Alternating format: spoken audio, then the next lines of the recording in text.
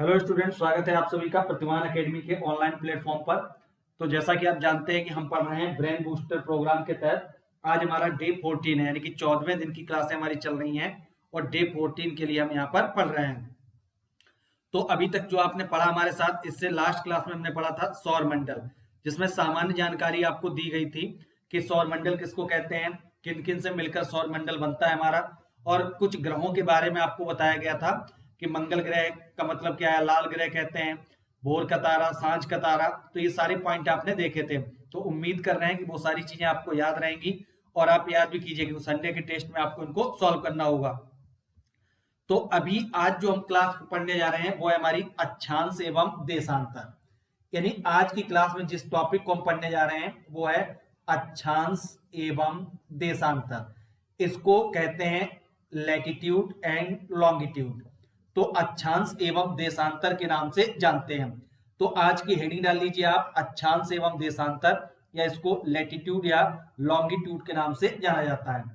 Latitude and longitude.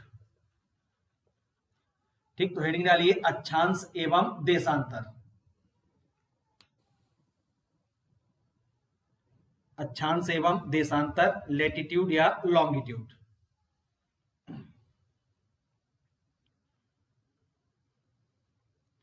तो चलिए समझते हैं कि लैटिट्यूड या लॉन्गिट्यूड का मतलब हमारा क्या है और इसको क्यों पढ़ा जाता है।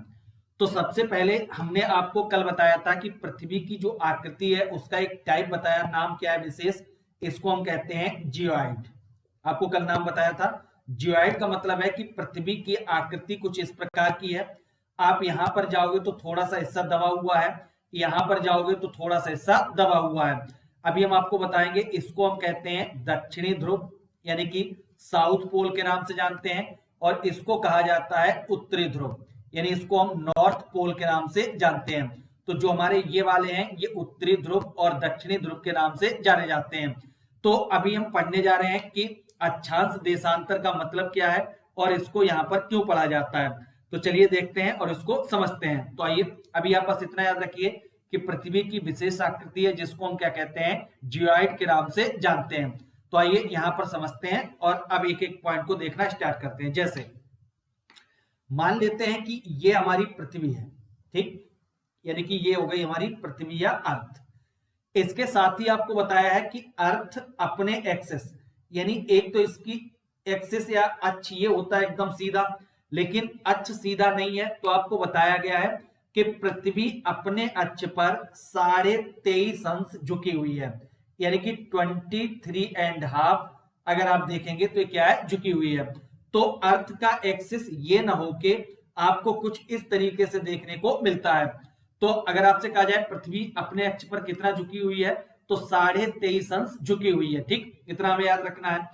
अब इस पृथ्वी पर अगर आप देखेंगे तो आप देखते हैं कि कई सारी टेबल पर एक पृथ्वी के आकार का ऐसा ही रखा रहता है। इसको कहा जाता है ग्लोब। ग्लोब या इसी को क्या कहते हैं, मानचित्र। ग्लोब या मानचित्र। ठीक, तो अभी आप सामान्य रूप से प्रयोग होने वाला शब्द कौन सा यूज कीजिए, ग्लोब।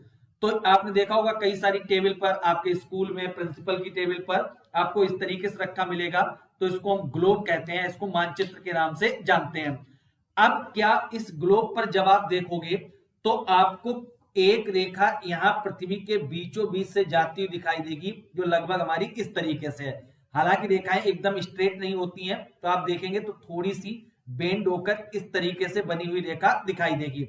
हमने इसको कह दिया 0 डिग्री, यानी कि ये 0 डिग्री रेखा है जो लगभग पृथ्वी को दो हिस्सों में बांटती है। इसके ऊपर का हिस्सा उत्तर और इसके नीचे का हिस्सा क्या कहलाएगा, दक्षिण। अब इसी 0 डिग्री से आप ऊपर की तरफ जाओगे तो आपको ऐसे करके रेखाएं देखने को मिलेंगी।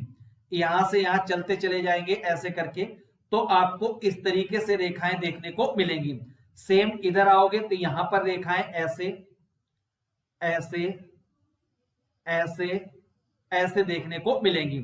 तो अब आपने देखा कि यहां हमारे ग्लोब पर कुछ रेखाएं ऐसी हैं जो हमें इस तरीके से लेटी लेटी दिखाई देती हैं। इसी के साथ आप देखोगे तो एक रेखा आपको ऐसी दिखाई देगी जो एकदम स्ट्रेट खड़ी होगी, ये भी हमारी कितनी है 0 डिग्री। ये रेखा क्या करती है, इस ग्लोब को दो भागों में बांटती है, इधर का हिस्सा पूरब कहलाता है, इधर का हिस्सा क्या कहलाता है पश्चिम। यानी कि अगर इस 0 डिग्री से चलोगे तो ये हमारा क्या हो जाएगा उत्तर, ये क्या हो जाएगा दक्षिण। अगर इस 0 डिग्री से चलोगे तो ये क्या हो जाएगा पूर्व, और ये क्या हो जाएगा पश्चिम। यानी चार दिशाएं हमारे पास, उत्तर दक्षिण पूरब और पश्चिम। तो जब हम उत्तर दक्षिण की बात करेंगे तो लेटी हुई रेखा जो ये वाली है ये इसको दो भागों में बांटती है। जब हम पूरब पश्चिम की बात करेंगे तो जो खड़ी खड़ी रेखा है ये इसको क्या करती है, दो भागों में बांट देती है। अब यहीं से आप देखोगे तो आपको अन्य रेखाएं भी यहां देखने को मिलेंगी इस तरीके से, ऐसे करके, ऐसे यहां से यहां, इधर इधर और इधर, यानी कि एक ग्रिड सा आपके पास बन गया है। तो देखें इसमें कुछ रेखाएं ऐसी हैं जो इस तरीके से हैं और कुछ रेखाएं एकदम खड़ी हैं। तो अब आपको समझना क्या है, जो ब्लैक कलर की रेखाएं यानी कि लेटी वाली रेखाएं, इन रेखाओं को कहते हैं अक्षांश रेखा या लैटिट्यूड लाइन के नाम से जानते हैं। अच्छे से मन में बैठा लीजिए, जो लेटी हुई रेखाएं हैं इस तरीके से ग्रिड बना रही है, ये सब क्या कहलाती हैं अक्षांश रेखा। अब इसके बाद बात आती है जो रेखाएं हमारी इस तरीके से खड़ी रेखाएं हैं, यानी कि जो ब्लू कलर से आपको दिख रही हैं, ये रेखाएं हमारी क्या कहलाती हैं देशांतर रेखा, या इनको लॉन्गिट्यूड लाइन के नाम से जानते हैं। तो अभी हमारे पास दो रेखाएं हैं, जो लेटी लेटी रेखाएं हैं उनको हम कहते हैं अक्षांश रेखा, और जो खड़ी खड़ी रेखाएं हैं उनको हम क्या कहते हैं देशांतर रेखा। तो हमारे ग्लोब या मानचित्र पर जब आप देखोगे तो आपको ऐसी रेखाएं दिखाई देगी जिनमें कुछ रेखाएं हमारी इस तरीके से होंगी, यानी कि पूरब से पश्चिम, उनको हम कहेंगे अक्षांश, और जो उत्तर से दक्षिण होंगी उनको हम क्या कहेंगे देशांतर रेखा। तो अब बात आती है कि ये अक्षांश देशांतर आखिर बताते क्या है। तो देखिए इससे दो चीजों का पता चलता है, यहां पे हम लिख रहे हैं, एक तो पता चलता है समय का, यानी कि टाइम को बताने के लिए हम इन रेखाओं का क्या करते हैं प्रयोग करते हैं, और दूसरा हमारा क्या है भौगोलिक स्थिति, भौगोलिक स्थिति, भौगोलिक स्थिति, यानी कि दो चीजों का पता करने के लिए हम अक्षांश और देशांतर रेखाओं का प्रयोग करते हैं। एक तो समय और दूसरा क्या है भौगोलिक स्थिति। समय कैसे पता करते हैं कि मान लेते हैं कि जो हमारी ये 0 डिग्री रेखा है, यानी कि यहां से यहां तक की जो हमारी देशांतर रेखा है ये वाली जिसको हम डार्क कर रहे हैं, इस पर टाइम हुआ है 12 बजे दिन के, ठीक, कितना टाइम हो रहा है दिन के 12। अब हमने कहा कि अगर कोई व्यक्ति पूरब दिशा में चलना प्रारंभ करता है ठीक इसी समय, तो एक देशांतर जाने पर 4 मिनट जोड़े जाएंगे। अगर वो व्यक्ति पश्चिम दिशा में जाता है तो एक देशांतर जाने पर 4 मिनट क्या हो जाएंगे कम हो जाएंगे। फिर से देख लीजिए कि ये लाइन हो गई हमारी 0 डिग्री, ठीक, इस 0 डिग्री पर अभी टाइम कितना हुआ है 12, ठीक। अब हमने कहा कि अगर कोई व्यक्ति पूरब दिशा में जा रहा है तो हर एक देशांतर पर 4 मिनट जोड़ दिए जाएंगे। अगर कोई व्यक्ति पश्चिम में जा रहा है तो हर एक देशांतर पर 4 मिनट कम कर दिए जाएंगे। यानी कि आप 1 डिग्री पर पहुंचे तो 12:04, आप 2 डिग्री पर पहुंचे तो 12:08, आप 3 डिग्री पर पहुंचे तो 12:12। अगर आप इस साइड चल रहे हैं, आप इधर चले गए 1 डिग्री, तो इसका मतलब है कि अब 4 मिनट कम हो जाएंगे, तो यहां पर 11:56। आप 2 डिग्री पर पहुंच गए और आगे, तो अब फिर 4 और 4 8 मिनट कम होंगे, तो यहां पर कितना हो जाएगा 11:52। तो आपको अच्छे से याद रखना है कि देशांतरों के साथ 0 डिग्री देशांतर से पूरब जाने पर जितने देशांतर आप पार करते जाओगे हर देशांतर पर 4 मिनट जुड़ता जाएगा, और पश्चिम दिशा में जाने पर जितने देशांतर आप पार करोगे हर देशांतर पर 4 मिनट क्या हो जाएगा कम हो जाएगा। तो इस तरीके से अगर किसी भी देश का हमें समय निकालना हो तो हम बता सकते हैं कि उसका समय हमारा कितना होगा। जैसे हम कहते हैं कि भारत की अगर हम बात करें तो ये 0 डिग्री है, इससे आगे जाते हैं तो 68 डिग्री 7 मिनट पूर्वी देशांतर से भारत स्टार्ट होता है, ठीक, बढ़िया बात है। अब आपको करना क्या है, 68 में गुणा कर देना है 4 का, जितना आ जाए उतना समय ऐड कर दीजिए, प्लस 4 मिनट है इसको भी समय बदल दीजिए, और उतना ही टाइम हमारा समय क्या हो जाएगा, आगे हो जाएगा। तो क्या समझा आपने कि अक्षांश और देशांतर रेखाओं का प्रयोग समय की स्थिति बताने के लिए किया जाता है। तो कैसे किया जाता है वो मैंने आपको बता दिया है। यह 0 डिग्री देशांतर रेखा जो उत्तर से लेकर दक्षिण तक है, इसमें जैसे जैसे आप पूरब दिशा में बढ़ोगे तो हर देशांतर पर 4 मिनट जोड़ा जाएगा, और जब आप पश्चिम में जाओगे तो हर देशांतर पर 4 मिनट क्या हो जाएगा, कम हो जाएगा। तो आपको बस देखना है कि 0 डिग्री पर कितना समय हो रहा है, और आपसे कहा जाए जैसे कोई क्वेश्चन देता है आपको कि 0 डिग्री पर बजे हैं 12, ठीक, और आप पूरब दिशा में 10 डिग्री पर खड़े हुए हो, तो यहां पर इस समय कितना समय होगा। तो हमने बताया कि हर 1 डिग्री क्रॉस करने पर हर देशांतर पर 4 मिनट जोड़ा जाता है, तो 10 चौक 40, यानी 40 मिनट इसमें क्या कर दिए जाएंगे, ऐड। तो 10 डिग्री पर इस समय टाइम क्या होगा, 12:40। ठीक, समझ आ गई बात। अगर आप कहा जाए कि 10 डिग्री आप पश्चिम में खड़े हुए हैं तो आपको अब 40 मिनट क्या कर देने हैं, माइनस, तो आप बताएंगे कि 11 बजकर कितना होगा, 20 मिनट। तो बात समझ आ गई। तो समय बताते हैं अक्षांश और देशांतर, तो सामान्य रूप से देशांतर से ही समय निकाला जाता है। तो आपको याद रहेगा कि 0 डिग्री से पूरब दिशा में जाने पर हर देशांतर पर 4-4 मिनट जोड़ा जाता है, और पश्चिम दिशा में जाने पर हर देशांतर पर 4-4 मिनट कम किया जाता है। बात समझ आ गई, ठीक। अब दूसरा आता है कि भौगोलिक स्थिति कैसे बताते हैं। तो देखिए इसको समझते हैं। जैसे मान लीजिए यह है 0 डिग्री देशांतर रेखा, सॉरी अक्षांश रेखा, ठीक। लेटी रेखा क्या कहलाती है, अक्षांश। और यह है 0 डिग्री देशांतर रेखा। हमने कहा कि कोई एक स्थान ए यहां पर स्थित है, हमने कहा ए हमारा यहां पर स्थित है, मान लीजिए प्लेस ले लिया हमने, कौन सा, ए। अब अगर आपको ए प्लेस बताना है तो आप कैसे बताएंगे कि जहां पर 0 डिग्री देशांतर रेखा 0 डिग्री अक्षांश रेखा को काटती है वहीं पर स्थान हमारा कौन सा है, ए। तो आप अपने ग्लोब पर जाइए और देखिए कि 0 डिग्री देशांतर 0 डिग्री अक्षांश को कहां पर काट रही है, जहां पर काट रही है वहीं पर स्थान आपको देखने को मिल जाएगा। हम दूसरे तरीके से बता देते हैं और आप समझ लीजिए। जैसे हमने कहा कि 7 डिग्री देशांतर रेखा, ठीक, जहां पर 5 डिग्री अक्षांश रेखा को काटती है वहीं पर स्थान हमारा कौन सा है, ए। तो बस आपको देखना है, अब इसमें पूर्व पश्चिम दिशाएं भी चलती हैं। 7 डिग्री पूर्वी देशांतर रेखा कह दिया, ठीक, और 5 डिग्री दक्षिणी अक्षांश रेखा को काटती है। तो बस आपको देखना है 1 2 3 4 5, मान लीजिए 7 डिग्री हमारी है, ठीक, और यहां पर ये 5 डिग्री है।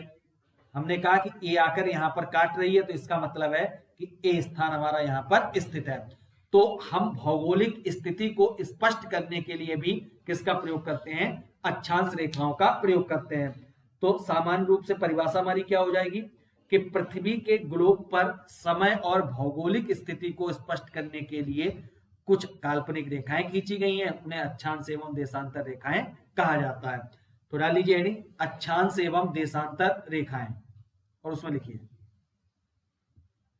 अक्षांश एवं देशांतर रेखाएं, और उसमें लिखिए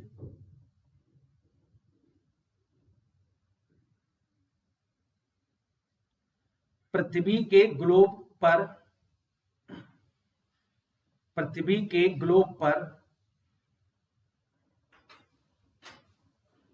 समय तथा भौगोलिक स्थिति को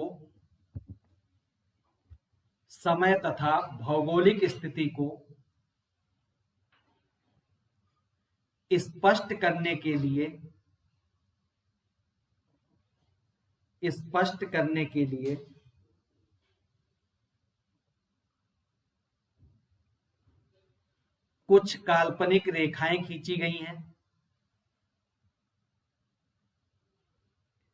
कुछ काल्पनिक रेखाएं खींची गई हैं,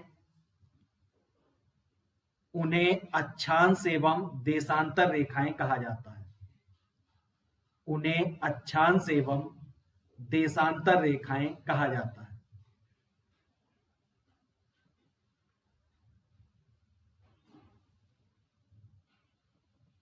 ठीक। तो ये हो गया हमारा अक्षांश एवं देशांतर रेखाएं। सामान्य रूप से आपको परिभाषा याद रखनी है कि समय और भौगोलिक स्थिति को स्पष्ट करने के लिए कुछ काल्पनिक रेखाएं खींची गई हैं, उन्हीं को हम क्या कहते हैं, अक्षांश एवं देशांतर रेखाओं के नाम से जानते हैं। हम बढ़ते हैं आगे। अब आप हेडिंग डाल लीजिए सेपरेट अक्षांश रेखाएं, अक्षांश रेखाएं, लैटिट्यूड लाइन या अक्षांश रेखाएं। तो देखिए अक्षांश रेखाओं को अगर सिर्फ समझना हो तो कैसे हम समझेंगे, ये ले लेते हैं, मान लेते हैं पृथ्वी, ठीक, इस पृथ्वी के बीच से हमने एक खींच दी लाइन, ठीक, इसका ये हो गया हमारा क्या, केंद्र बिंदु, यहां पर केंद्र बिंदु। अब हमने एक कोणीय दूरी खींची, मान लीजिए 1 डिग्री का यहां पर कोण बनाया, ठीक, सेम हमने इधर भी खींची 1 डिग्री की और यहां भी 1 डिग्री का कोण बना दिया, ठीक। अब हमने अगली रेखा खींची कितने की, यहां से यहां तक, ये 2 डिग्री कोण बनाया, यहां से यहां तक भी हमने क्या किया, 2 डिग्री का कोण बनाया, ठीक। आप कितने भी बनाते जाइए, कहां तक आना है आपको, 90 तक आप कोण बनाते चले गए। सेम हमने दक्षिणी गोलार्ध में 1 डिग्री कोण बनाया, इधर से इधर ये 1 डिग्री, अगला कोण बनाया हमने 2 डिग्री का और ये भी हमारा कितना है, 2 डिग्री का, ठीक। अब हमें करना क्या है, हमें पता है कि हमने यहां पर ये 1 डिग्री कोण, ये 2 डिग्री कोण, यहां 1 डिग्री 2 डिग्री। अब आपको 1 डिग्री से 1 डिग्री को मिला देना है, 2 डिग्री से 2 डिग्री को मिला देना है।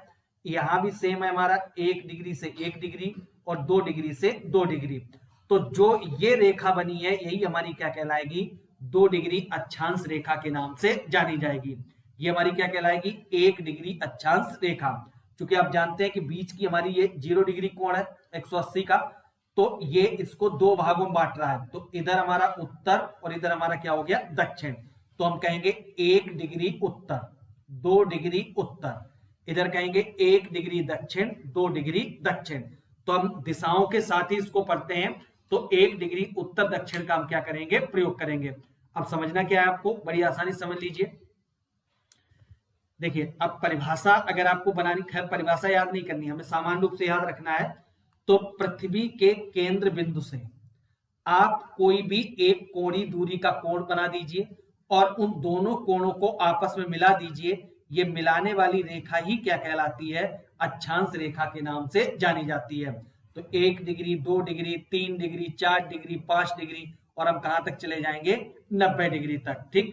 तो इधर की हिस्सा कहलाएगा हमारा उत्तरी गोलार्ध, गोले का आधा गोलार्ध, और इधर क्या कहलाएगा, दक्षिणी गोलार्ध। यानी पूरा गोला है, उसका आधा हिस्सा क्या हो गया, गोलार्ध या हेमिस्फीयर बोलते हैं इसको, गोलार्ध। तो ये दक्षिणी गोलार्ध और वो हमारा क्या हो गया, उत्तरी गोलार्ध। तो उत्तरी गोलार्ध में आप खींच सकते हैं कितनी, 90, और दक्षिणी गोलार्ध में भी कितने खींच सकते हैं, 90। तो हमसे अगर पूछा जाए कि अक्षांश रेखाओं की कुल संख्या कितनी है, ठीक, तो आपने 0 से खींची और कहां तक चले गए, 90। तो 90 डिग्री नॉर्थ तक, यानी 90 रेखाएं इधर हो गई। सेम आपने यहां से खींचा, यहां तक आ गए, यहां भी 90 डिग्री है, तो 90 डिग्री साउथ ये हो गया। अगर इन दोनों को ऐड करेंगे तो कितनी हो जाएंगी, 180। लेकिन बीच में एक 0 डिग्री रेखा और है, तो +1 हो जाएगा और टोटल संख्या कितनी हो जाएगी, 181। तो अगर आपसे क्वेश्चन पूछा जाए कि अक्षांश रेखाओं की कुल संख्या कितनी है, तो हम कितनी बताएंगे, 181, ठीक। तो हमें अच्छे से याद रखना है कि कितनी संख्या है, 181। चलिए ठीक, बढ़ते हैं आगे। अब इसके बाद एक चीज आपको याद रखनी है कि अगर, चूंकि यहां तक खींचते हुए आएंगे तो यहां पर बिल्कुल 90 डिग्री पे आके बिंदु मिलेगा और यहां भी 90 डिग्री पर आकर क्या मिलेगा, हमें बिंदु मिलेगा। तो उस स्थिति में अगर इनको बिंदु मान लिया जाएगा तो ये 2 कम हो जाएंगे, संख्या कितनी रह जाएगी, 179। तो हम यहां पर क्या लिखेंगे, अक्षांश समानांतर, अक्षांश समानांतर रेखाओं की संख्या कितनी है, तभी कितनी हो जाएगी, 179। क्यों, क्योंकि हम यहां से खींचते चले आ रहे हैं, 1 2 3 4 5 6 7 8 90 पे आएंगे तो हमें यहां पर केवल बिंदु मिलेगा, तो हमारी अक्षांश समानांतर रेखा ना बनने के कारण इनकी संख्या कितनी हो जाएगी 179। तो हमें याद रखना है कि अगर ध्रुवों को बिंदु के रूप में काउंट किया जाएगा तो संख्या 89, 179, और अगर हम बिंदु के रूप में काउंट नहीं करेंगे तो कितनी हो जाएगी 181। तो दोनों आपको अलग अलग याद रखना है जिससे आप कंफ्यूज ना हो। ठीक, तो देख लिया आपने, समझ लिया कि क्या क्या याद रखना है हमें। सबसे पहले याद रखना है अक्षांश रेखाएं किसे कहते हैं। तो पृथ्वी के केंद्र बिंदु से या भूपृष्ठ से इस रेखा को आधार मानकर कोई एक कोणीय दूरी का कोण खींचिए, उस कोण को आपस को मिला दीजिए, वही हमारी क्या कहलाती है, अक्षांश रेखा के नाम से जानी जाती है। हम यहां से चले 1 degree, 2 degree, 3 degree, 4 degree, 5 degree और कहां तक पहुंचे 90 डिग्री। चूंकि इस रेखा के उत्तर में है तो इनको उत्तरी अक्षांश रेखाएं कहते हैं। ये इस रेखा के दक्षिण में है तो इसलिए इसको दक्षिणी अक्षांश रेखा के नाम से जाना जाता है। अब आपसे पूछा जाए कुल संख्या कितनी हमारी है, तो अगर 90 डिग्री को काउंट करोगे तो 90 इधर और 90 इधर, 180 हो गई, 0 डिग्री बीच की, तो टोटल संख्या कितनी हो जाएगी 181। अगर इनको बिंदु के रूप में मान लिया जाएगा तो हमारे 89 इधर, 89 इधर, तो उस समय आप जोड़ोगे तो संख्या कितनी आएगी 179 निकल के 188 प्लस 1 हो जाएगा। तो सॉरी 178 प्लस 1 हमारा कितना हो जाएगा 179। ठीक, तो दोनों अलग अलग याद रखना। अक्षांश समानांतर पूछे जाए तो संख्या 179 और कुल अक्षांश रेखाओं की संख्या पूछी जाए तो कितनी हो जाएगी 181। तो लिख लीजिए आप जल्दी से।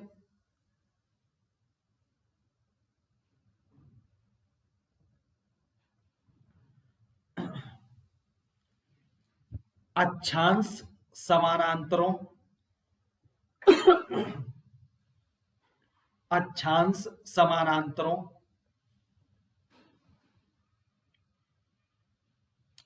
के आधार पर, अक्षांश समानांतरों के आधार पर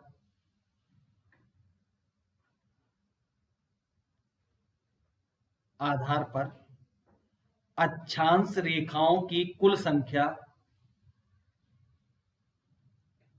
अक्षांश रेखाओं की कुल संख्या 179 होगी, 179।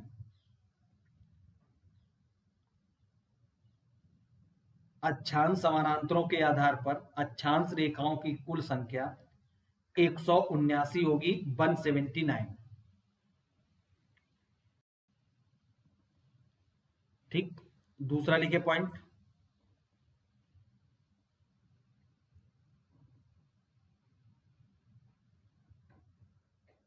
कुल अक्षांश रेखाओं की संख्या, कुल अक्षांश रेखाओं की संख्या 181 होगी।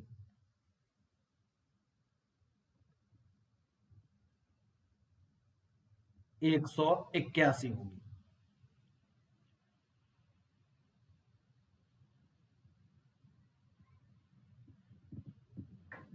ठीक, लिख लिया आपने, बढ़िया, आगे चलिए। ठीक, देखते हैं।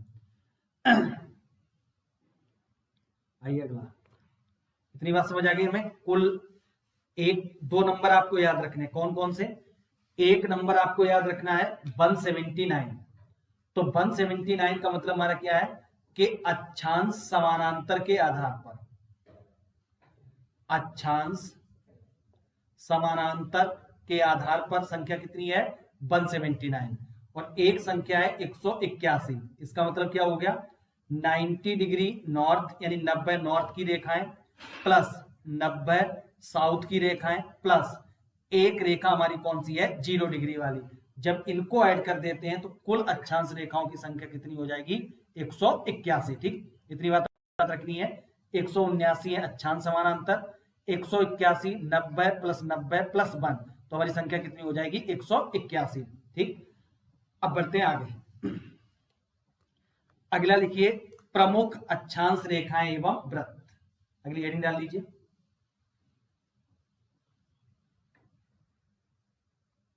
प्रमुख अक्षांश रेखाएं एवं वृत्त। हेडिंग डालिए। प्रमुख अक्षांश रेखाएं एवं वृत्त।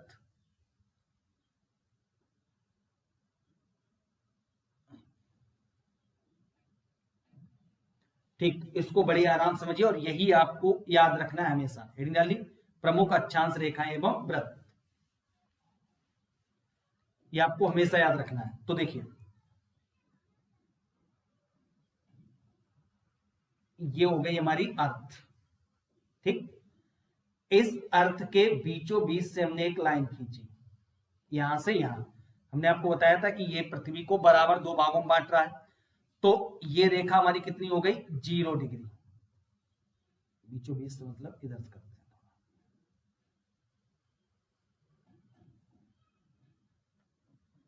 ये रेखा कितनी हो गई हमारी, 0 डिग्री।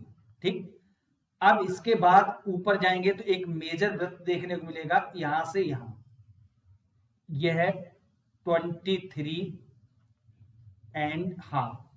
ठीक, सेम यहां इधर खींचेंगे एक, ये भी हमारा कितना है, 23.5। ठीक, अब इसके बाद एक लाइन हमने यहां खींची, ये है 66.5। ठीक, सेम यहां खींची, ये भी हमारा कितना है, 66.5। अब सभी के साथ लगा देना है डिग्री, यहां से यहां, यहां। ठीक, अब आपको याद रखनी है दिशाएं जो हमने आपको पहले ही बताई हैं। तो ये हमारा क्या है, 0 डिग्री के दक्षिण यानी कि दक्षिणी गोलार्ध में है, तो ये कितना हो जाएगा, 23.5 साउथ, ये 66.5 साउथ, ये 23.5 नॉर्थ, ये भी 23.5 क्या है हमारा, नॉर्थ। यानी इस 0 डिग्री के ऊपर का हिस्सा उत्तर और नीचे का हिस्सा कहलाता है दक्षिण, तो उसके साथ हम लिखेंगे साउथ, इधर साउथ, उधर हमारा क्या होगा, नॉर्थ। अब इसके बाद यहां आ जाएंगे, ये है 90 डिग्री। ठीक, लेकिन ये क्या लिखा जाएगा, 90 डिग्री साउथ, समझ आई बात। ये भी हमारा क्या है, 90 डिग्री, 90 डिग्री, लेकिन ये लिखा जाएगा 90 डिग्री नॉर्थ। तो इतना अभी आपको बनाना है, आसानी से बना लीजिए। पहले गोला खींचिए, थोड़ा बड़ा बनाना, उस पर लिखिए। सबसे पहले गोला या सर्किल बनाइए,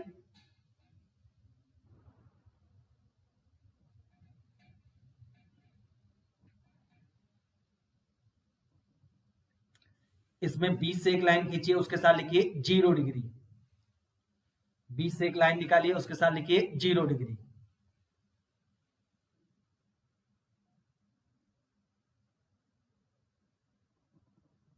ठीक, अब इसके बाद ऊपर वाले हिस्से में जाइए, एक लाइन खींचिए, लिखिए 23.5 नॉर्थ, 23.5 नॉर्थ। सेम नीचे आ जाइए 0 डिग्री से, यहां भी लाइन खींचिए और लिखिए 23.5 साउथ, 23.5 साउथ।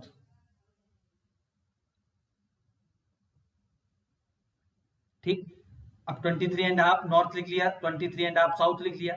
अब अगली लाइन खींचिए, लिखिए 66.5 नॉर्थ, नॉर्थ का मतलब उत्तर, साउथ मतलब दक्षिण, 66.5 नॉर्थ। अब नीचे लिखिए ऐसे सेम 66.5 साउथ, 66.5 साउथ। ठीक, अब ऊपर वाले में लिखिए 90 डिग्री नॉर्थ और नीचे लिखिए 90 डिग्री साउथ।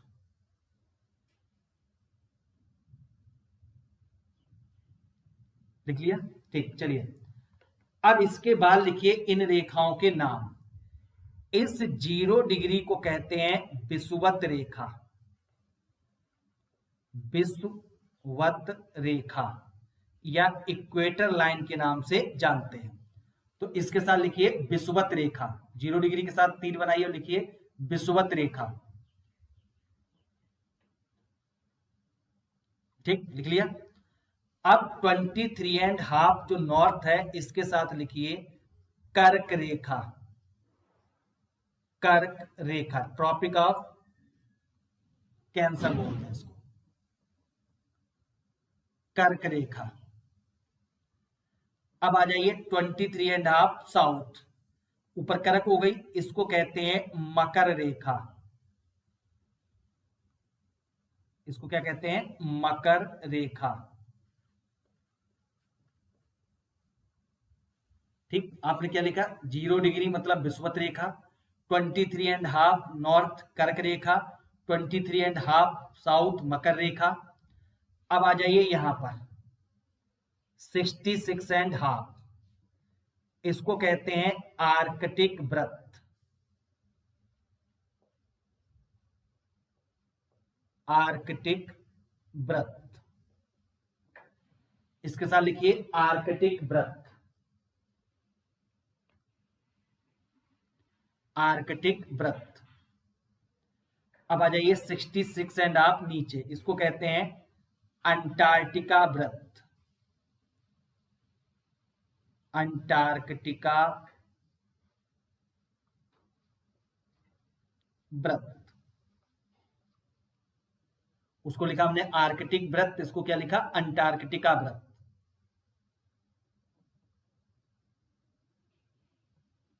लिख लिया? अब आ जाते हैं इधर, ये जो लिखा हुआ है ये वाला 90 डिग्री, तो इसको कहते हैं उत्तरी ध्रुव, नॉर्थ पोल, उत्तरी ध्रुव। और इसको कहते हैं दक्षिणी ध्रुव, दक्षिणी ध्रुव। लिख लिया आपने? यानी कि 0 डिग्री विषुवत रेखा, 23.5 नॉर्थ कर्क रेखा, 23.5 साउथ मकर रेखा, 66.5 नॉर्थ आर्कटिक वृत्त, और 66.5 साउथ हमारा क्या है? अंटार्कटिका वृत्त। 90 डिग्री नॉर्थ को कहते हैं उत्तरी ध्रुव, और 90 डिग्री साउथ क्या कहते हैं? दक्षिणी ध्रुव के नाम से जानते हैं।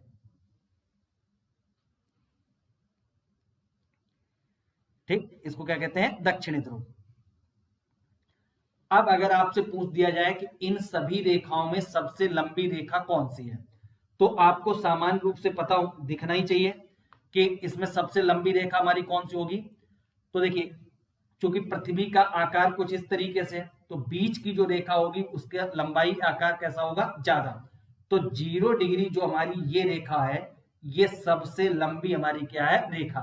तो आप ये भी लिख सकते हैं कि 0 डिग्री रेखा हमारी क्या है? सबसे लंबी रेखा है।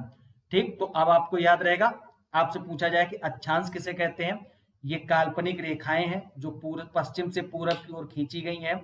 आप भूपृष्ठ पर आइए, पृथ्वी के केंद्र से कोई भी कोणीय दूरी का एक रेखा कोण बनाइए, उनको आपस में मिला दीजिए, वही क्या कहलाते हैं? अक्षांश। कुल अक्षांशों की संख्या कितनी है? 181। अगर समानांतर अक्षांश देखेंगे तो कितनी है? 179। ये 2 पॉइंट आपको याद रखने हैं। फिर जो प्रमुख अक्षांश एवं वृत्त हैं उनके नाम क्या है? तो 0 डिग्री कहते हैं विषुवत रेखा, 23.5 साउथ कहते हैं मकर रेखा, 23.5 नॉर्थ कहते हैं कर्क रेखा, 66.5 नॉर्थ कहते हैं आर्कटिक वृत्त, 66.5 साउथ कहते हैं अंटार्कटिका वृत्त, दक्षिणी ध्रुव 90 डिग्री दक्षिण कहते हैं, उत्तरी ध्रुव 90 डिग्री उत्तर कहते हैं। अब हम एक शब्द आपने सुना होगा कि सूर्य उत्तरायण हो रहा है या सूर्य दक्षिणायन हो रहा है। ठीक, तो हम यहीं पर आपको पढ़ाएंगे, इस 0 डिग्री से जब इधर जाता है, यानी कि इस मकर से कर्क की तरफ जब चलता है, तो हम कहते हैं सूर्य उत्तरायण हो रहा है, और जब इधर से इधर चलता है तो हम क्या कहते हैं? सूर्य दक्षिणायन हो रहा है। तो सूर्य अगर दक्षिणी गोलार्ध में है तो इस गोलार्ध में पड़ेगी सर्दी, इसमें पड़ेगी गर्मी। अगर सूर्य उत्तरी गोलार्ध में है तो इसमें पड़ेगी गर्मी और इसमें क्या पड़ेगी? सर्दी। जैसे अभी की बात करें तो अभी उत्तर भारत यानी कि भारत भी क्या आता है? उत्तरी हिस्सा में, तो यहां पर पड़ रही है सर्दी। इसका मतलब सूर्य किस गोलार्ध में लंबवत चमक रहा है? इस समय दक्षिणी गोलार्ध में सूर्य हमारा क्या है? लंबवत। जैसे ही सूर्य हमारा इधर से ऊपर की तरफ बढ़ेगा, यानी कि यहां से जाएगा यहां, तो हम देखेंगे कि मौसम चेंज होना स्टार्ट हो जाएगा। ठीक, तो आज क्लास हम यहीं तक पढ़ेंगे, इसके बाद हम पढ़ेंगे कल, देशांतर को हम कल पढ़ेंगे। ओके।